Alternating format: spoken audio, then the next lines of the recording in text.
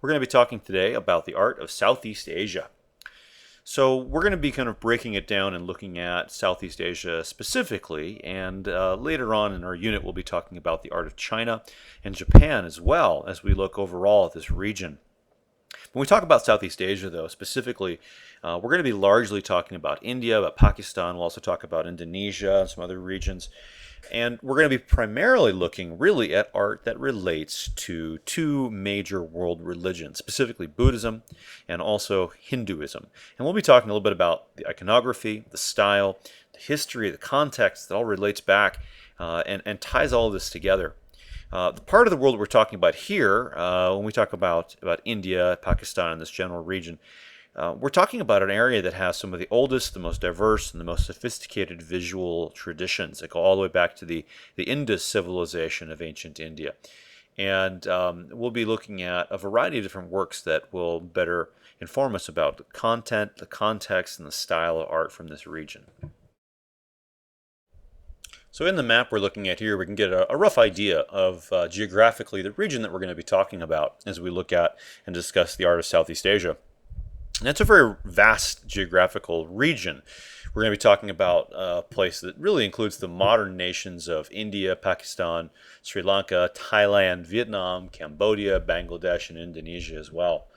And to give you an idea how old, how well established these cultures really are, when Alexander the Great actually marched into India, he entered India in 326 BC, he encountered a civilization, a culture that was already 2 millennia old. So we're really dealing with an ancient civilization. We're talking about these regions and about these historical sites. So as we talk about the art of Southeast Asia, it's going to be really critical that for us to get an understanding of context, we have some understanding of the cultural concepts that surround this region and this period in history. And central to this is our understanding of Buddhism. Buddhism goes all the way back to, it really begins roughly around 563 BC. And a man was born around 563 BC named Siddhartha Gautama. And Prince Siddhartha Gautama was the eldest son of a king. And he had led a very sheltered existence. But when he was 29 years old, he went out into the world to experience the world. And what he saw out there really changed his perspective. He saw things that, saw suffering in the world. And found this really to be, at odds with the life that he had been experiencing as a prince.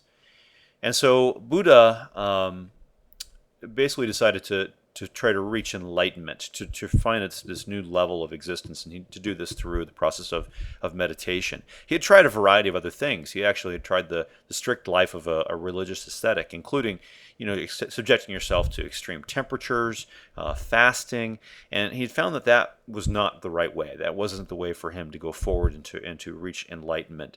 And instead, he came up with this concept of the middle path, this idea of moderation. And this is a central tenet of Buddhism today. But Buddha, eventually he reached enlightenment. 6 years after he left home, he achieved it sitting under a pipal tree at a place known as Bodhi Gaia, which means the place of enlightenment. And it's an important pilgrimage site for Buddha still today. After reaching enlightenment, he became known as Shakyamuni, and this is a term that's now today synonymous with the historical Buddha. That's an important differentiation to point out, by the way, because today there are actually lots and lots and lots of Buddhas, depending upon the sect of Buddhism that you're talking about. When we're talking about the original Theravada Buddhism that we're looking at here today, this is an important reference that is used frequently to describe the historical Buddha, Shakyamuni. He preached a sermon at a place called Deer Park in Sarnath. And this was a very important milestone where he began to teach and expound his philosophies. One of the things that's really unusual about Buddhism is that when we're talking about Buddha, we're not talking about an individual who claimed himself to be divine. This wasn't a person who came and said, I am the son of God, or I am inspired by the communication from God or Holy Scripture. Instead, this is a man who really came to a philosophical conclusion about the existence and nature of life and attempted to teach others and expound his beliefs. So Buddhism can be kind of a complex thing, especially because over the millennia, Buddhism has shifted and changed. Buddhism has been widely adopted throughout various places in Asia. It kind of has moved east from India and became quite popular in China, Korea, and also in Japan. And as it has moved geographically, it's actually become much less impactful in India, where today Islam and Hinduism are much more dominant. But it's a very important religion or philosophy in the East. But it has branched and shifted, and there's quite a few different variations. However, if we're talking about Buddha in general, and Buddhism in general, we can kind of summarize this to say that Buddhism is basically the teaching of Buddha, that life is permeated with suffering, which is caused by desire, that suffering ceases when desire ceases, and that enlightenment is obtained through right conduct, wisdom, and meditation. And this can release one from desire, suffering, and rebirth. Now, to some of us, that idea of release from rebirth might not sound appealing, but we have to understand the Buddhist worldview. There's this concept called samsara, which is this endless cycle, this life, death, rebirth, life, death, rebirth. And you move through this cycle, through these different levels of existence within samsara. And depending upon your karma, which is basically your spiritual credit card, if you will, it's your bank balance. And it essentially comes down to, if you perform good deeds, if you do good things, you increase your karma, and you may be able to move up and into a higher level of existence. But Buddha's teachings are really all about extinguishing that cycle, about reaching nirvana, about reaching a place of emptiness. And that is really kind of quite different from most Western belief systems. So, some additional concepts and things you need to know about Buddhism in general, and this will relate to some of the iconography that we see. Buddha set into motion the concepts of the chakra and the dharma. These are the wheel of the law. And this relates back to some of the major Buddhist tenets. And some of these also include the four truths of Buddhism, which I mentioned there previously, but you can see them here a little more clearly delineated. Again, that life is suffering. Suffering is caused by desire. One can overcome and extinguish desire. And finally, that the way to overcome desire is to follow the Eightfold Path. So Buddha preached until he was 80 years old, and he died at Kushinghara. And at that point reached his parinirvana. He crossed over into nirvana, which was the ultimate, really, ineffable ultimate in which one has attained this concept of wisdom and compassion, and broken the cycle of samsara. So Buddha managed to really acquire a great number of followers, and the popularity of Buddhism only continued to grow and spread after his death. And as a result of his popularity, of the importance of his teachings, his relics, his remains became quite important symbolically and ritually. And after he died, he was cremated, and his remains were placed into 8 different containers. And each of these containers was placed into a stupa. Now, stupas are a central concept when it comes to understanding Buddhist art. These are a very important part of Buddhist art and iconography. And stupas are essentially hemispherical domes. Some of these are highly decorated, some of them are quite simplistic, but generally they serve as a focus for meditation. The devout would essentially circumambulate or walk around the stupa in a clockwise direction as an aid to meditation and as a means to move closer and closer to enlightenment. So one of the problems that really came up, though, is, Buddha had been divided into these 8 different locations, but due to the popularity of Buddhism, these weren't really sufficient. And so an important ruler named Ashoka the Great in the mid-3rd century opened up the 8 stupas, and he redistributed the relics of Buddha into thousands of stupas throughout the land. And one of these major stupas that was created is the Great Stupa at Sanchi. And this was actually started during the reign of Ashoka, but it didn't really get completed into its current form until quite a bit later. It was finished somewhere between about 50 BCE and 50 CE. It's a large hemispherical dome, again, made of earth and rubble, on the interior anyway, and then faced with stone and brick. And it rises about 50 feet high. So worshippers walk around the lower level, they ascend the stairs and walk the upper course. And carved into the stupa itself are more than 600 different inscriptions, which include the names of those who contributed to the funding of the monument. So the Great Stupa of Sanchi, as you can see here in this elevation view, is in fact oriented towards the cardinal directions, or at least essentially the gateways that surround it are. There are 4 gateways called toranas, and each of these depict different scenes from the Buddha's life. Actually, the Buddha's lives, multiple lives. His past lives are also evident in the imagery. And at the top of the wall, there is what's called a harmika, which surrounds the sacred precinct. And the very, very top, there's a central pole, or a yasti, which represents a universal axis. And this is an important concept. So these structures, these stupas, kind of serve as a connection point between the earth and the heavens, as this central, this point where all of these different levels of the world really kind of connect. And that makes this a sacred location. It's one of the reasons this is important, really, as a center of focus for Buddhist worship and for circumambulation. So here in this image within the concourse at the Great Stupa of Sanchi, we can see an image of the Buddha. And you can see him here seated in a yogic posture, which is typical of Buddhist iconography, and surrounded by a nimbus.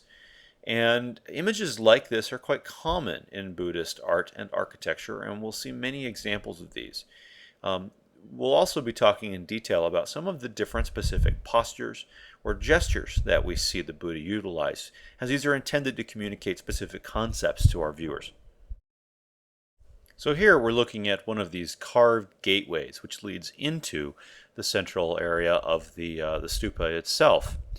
The stupa was, as I mentioned previously, created, really started anyway, under the reign of Ashoka the Great, and completed quite some time later. But one of the other primary figures involved was actually his wife. Her name was Devi, and she actually had been born in Sanchi. And so this was really kind of her hometown. It was also where she was married. And so that's probably one of the central reasons for the placement of the Great Stupa at this specific location. So looking here a little more closely at a detail of one of these gateways, we can see some imagery that is really quite typical of some of this early Buddhist art. We can see a woman, for example, they're hanging under a tree, and this is called a yakshi. And this is a detail of the eastern gateway from the Stupa of Sanchi. And these yakshis, these goddesses, are personifications of fertility and of vegetation. And images like this are quite common when we look at examples of Buddhist art from this region and period.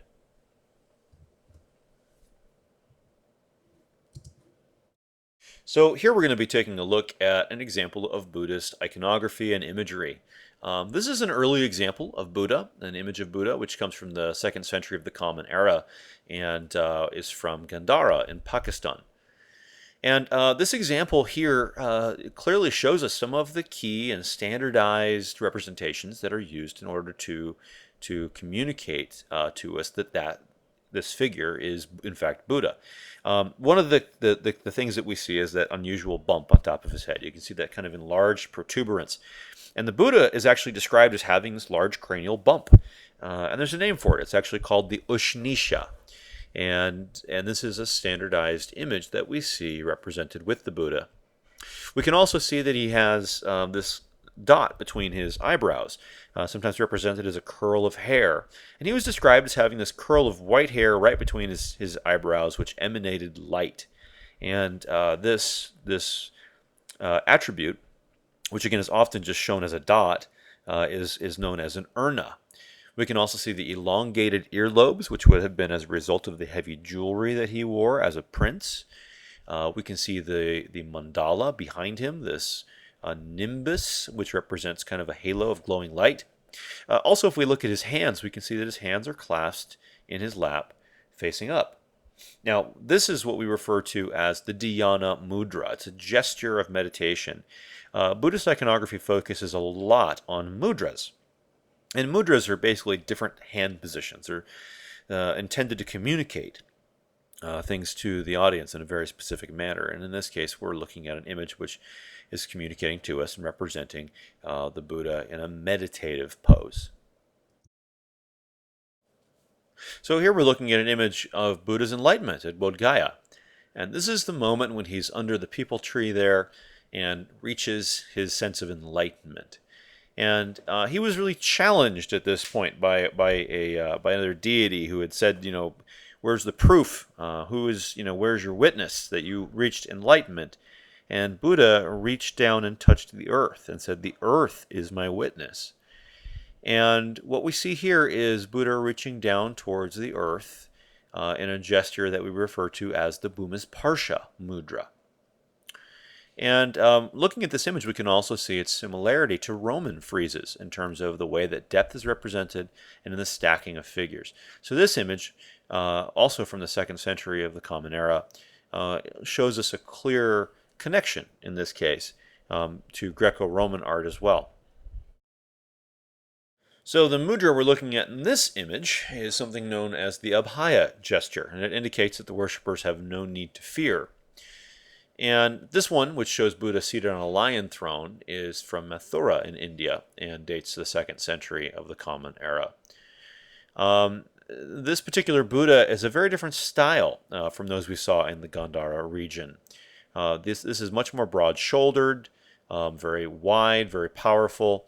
You can see, again, that he's raising his hand in this case in this Abhaya gesture. So around 320 of the Common Era, the Gupta emperors rose in power and moved the capital to Palaputra. Under the Guptas, the Buddha image changed, and we see it shift into kind of a different style, and a new canon emerges really in terms of what's expected for Buddhist imagery and iconography. It's a very full body, clinging garments, and you can see that it departs from some of the earlier examples that we've seen. Buddha's eyes are downturned in meditation, etc. In this particular case, we also see another mudra represented. We've already mentioned and talked a little bit about the fact that Buddha set into motion the wheel of the law, the Dharma chakra. And in this case, we're looking at the Dharma chakra mudra. The hand gesture that we see here is intended to represent that concept of the wheel and the law. So in addition to stupas, when we talk about Buddhist architecture, we also see some incredible examples of carved structures that were created by Buddhist monks for meditation. Many of these structures are also beautifully painted and carved. We see examples of things like checha halls, which are large rock-cut structures for worship or for meditation. And the image that we're looking at here is from a famous cave in Ajanta in India. It's a wall painting from a cave which is simply labeled as Cave 1. And this represents a famous bodhisattva, specifically Bodhisattva Padmapani. And a bodhisattva is basically a Buddha to be, a Buddha in waiting. And the concept is that this is someone who reaches the edge of nirvana, who has attained all the knowledge and experience and could pass on to nirvana, but instead holds back at the edge of enlightenment in order to teach others. And this is also an unusual example because of its quality and because of its state of preservation. Many of the caves in Ajanta are really quite well preserved, and you can see these incredibly beautiful and complex images that we see, such as this image here of Bodhisattva Padmapani. So next we're going to be talking a little bit about Hinduism. Hinduism is sometimes referred to as the oldest of all of the religions, and it is the third largest, really, after Islam and Christianity. And Hinduism is a very diverse set of religious beliefs. There are various different cultural groups that really fall within this. And some of them follow different belief systems and different practices as well. But overall, it is a very large, very diverse, and very complex set of philosophies and cultural practices. And this is dominant in and native to really India. And it's characterized by a couple of kind of set specific things that are typical when we talk about various Hindu practices. And these include a belief in reincarnation, the existence of a supreme being which has many forms and natures, and also the view that opposing theories are aspects of one eternal truth. And these are all kind of tied together by this human desire for liberation from earthly evils. And this takes a variety of different forms. The practice of yoga. These are paths to attain something called moksha, which means liberation or freedom. All their other central concepts include some things that we've already kind of talked a little bit about when we look at Buddhism, such as dharma, which is really about your ethics or duties, karma, also samsara, which is this cycle of birth.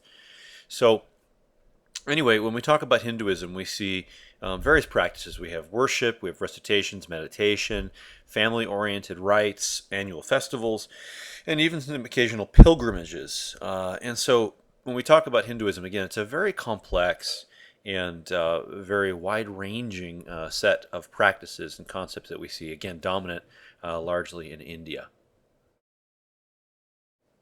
So Hinduism actually has several different religious texts and scriptures. And it also is differentiated between scriptures that are heard or those that are remembered. It's two kind of different forms. But when we're talking about Hinduism and sacred texts, some key things are, for example, the Bhagavad Gita, which is a sacred text, is incorporated into another text called the Mahabharata.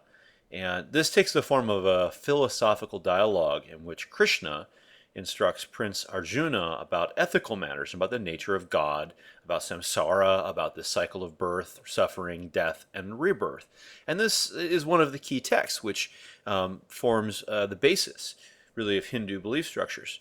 Also, there's various sutras and other various forms that also serve as important holy works.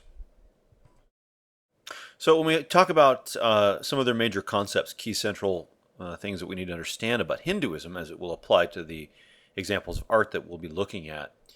There are some other terms, some names, some things that are kind of important.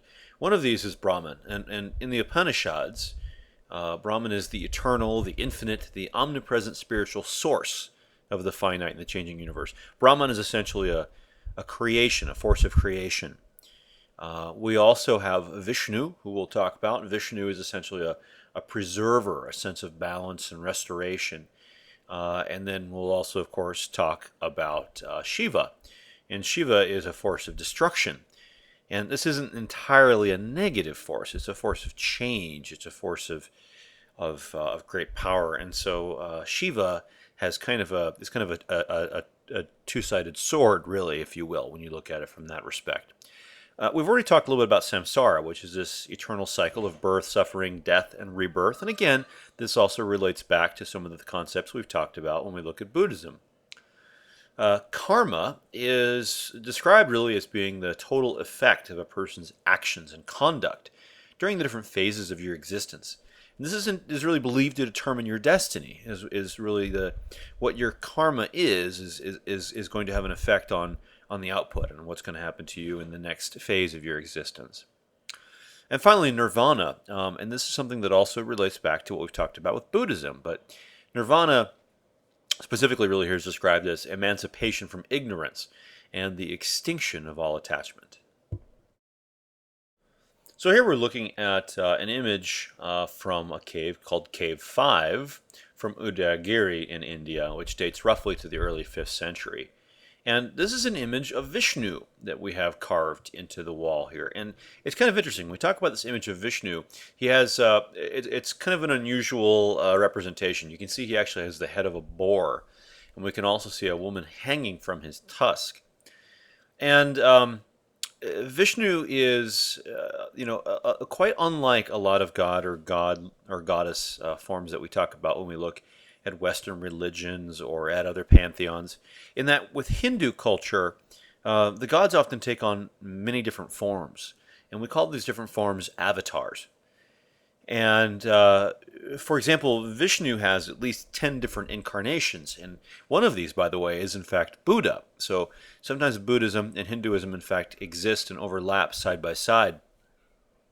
But this example here is Vishnu in the form of the boar. And this is the form he took when he was rescuing the earth. And we can see that here represented by the goddess Bhudevi, which is clinging to his tusk.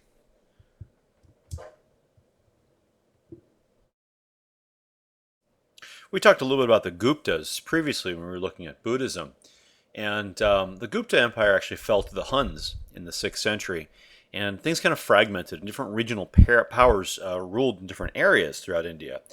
And in a region called Deccan, a group of kings known as the Chalukya kings ruled from a place called Badami. And in the cliffs above Badami, halls were cut into the stone and decorated with reliefs. And in one of these caves, we see an image of a dancing Shiva. And the image we're looking at here of Shiva dates to the late 6th century. And it shows Shiva dancing the cosmic dance. And he's holding different mudras and objects with his hands. And so you can see the influence here of Buddhism clearly in the use of mudras. But there's also a lot of other things going on here in terms of Shiva dancing. Shiva is sometimes referred to as the howler or the terrible one. And again, is a god of tremendous destructive power. But also, this is kind of seen as a necessary part of this cycle. Shiva, by the way, has both male, female, and androgynous avatars as well. What we're looking at here is an example of a tower from an early Hindu temple. And in fact, this is believed to be one of the first Hindu temples to actually use quarried stone for construction. This is the Vishnu Temple at Deoghar. And one of the reasons this is important is to give us a little bit of an idea about how these temples are structured. So Vishnu temples, or in general Hindu temples, they're built differently than a lot of the other structures we've already talked about. So they often are intended to represent they represent the sacred mountain. And within the center of the temple, inside of the complex, is a sacred chamber. And this chamber really, it's the transition between the outside world and the sacred interior. And this interior is called the Garbha Griha. And this is really kind of the holy of holies, if you will, when we're talking about Hindu temples.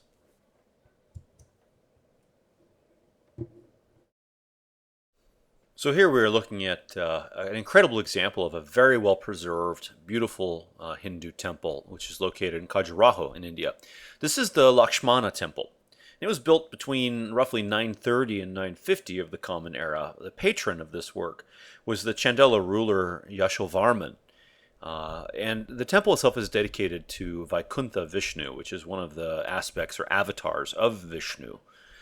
The image here, it includes a sacred image, again, of Vishnu, which was brought from Tibet, actually, and is housed inside within the sanctuary. And it's one of the oldest in Khajuraho, but it's also the most exquisitely decorated.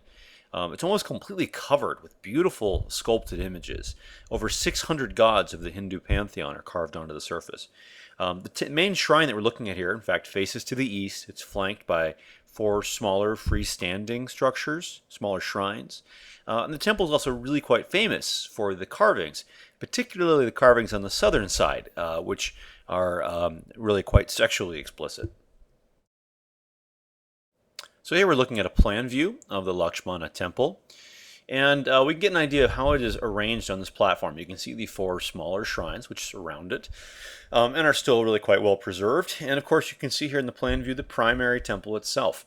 And on the left side here you can kind of see the central chamber, the Garbha Griha, which of course would be the sanctuary. And structures like this, again, they're actually kind of modeled on the concept of a sacred mountain.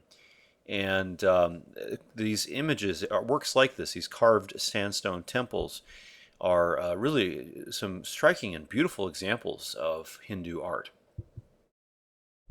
So here we're looking at a view of the temple from the east, looking up onto the platform and looking at the entrance into the temple proper.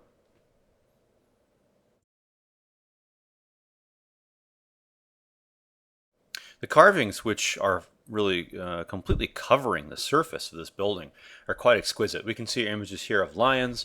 We can also see various goddesses and yakshis surrounding the entablature here in the structure as well. And as mentioned previously, there are at least 600 different Hindu deities represented on the surface of this structure. This is a view here of one of the smaller shrines, of the 4 shrines which are located around the corners of this larger structure. These smaller shrines are called mandapas. So as previously mentioned, the temple is probably most famous, in fact, for some of the rather exotic carvings on the south side. But here you can see just the level of complexity, how detailed, and how really completely just inundated with sculpture the surface of this temple actually is.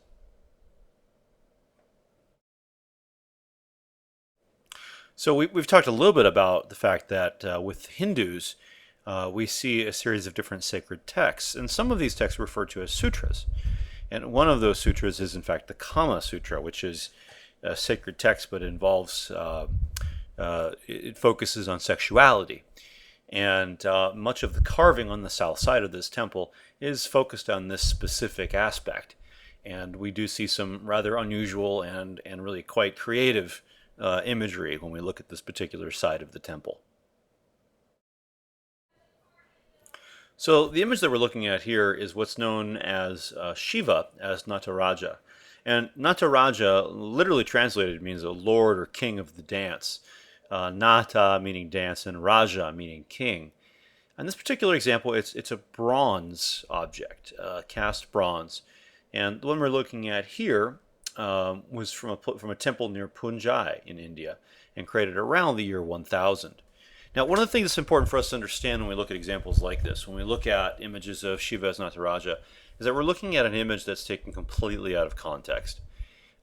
These images are very important, and they were kind of standardized into a canon in terms of how they should be created, how they should be represented.